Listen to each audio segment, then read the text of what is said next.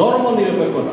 আমাদের বাংলাদেশে আমরা ধর্ম নিরপেক্ষতার সংজ্ঞাটা আগে আমরা বুঝি, যে ধর্ম নিরপেক্ষতার সংজ্ঞা হইল ইংরেজিতে এটাকে বলা হয় সেকুলারিজম, যার বাংলা রূপ হচ্ছে ধর্ম নিরপেক্ষতা, আরবিতে বলা হয় আলমানিয়া। দেখুন বাংলা ধর্ম নিরপেক্ষতা বা সেকুলারিজম বাংলা একাডেমির তার সংজ্ঞাটা কি হবে?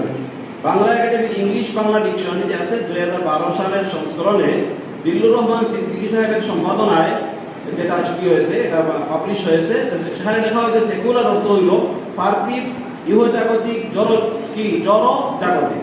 সেকুলার স্টেট মানে গির্জার সঙ্গে বৈপরীত্য ক্রমে রাষ্ট্র। তাহলে এর অর্থ কি দাঁড়ায়? যে মুসলিম দেশের ব্যাখ্যা হবে মসজিদের সঙ্গে বৈপরীত্য ক্রমে যে রাষ্ট্র পরিচালিত হয় সেটা সেই রাষ্ট্রের নাম হলো সেকুলার স্টেট। তাহলে কি বুঝতে পারলাম? যে ধর্মের সাথে, ইসলামের সাথে, মসজিদের সাথে বৈপরীত্য রাখিয়া যেই রাষ্ট্রটা কি হয় প্রচলিত, মানে পরিচালিত হয়, এই রাষ্ট্র হলো সেকুলার।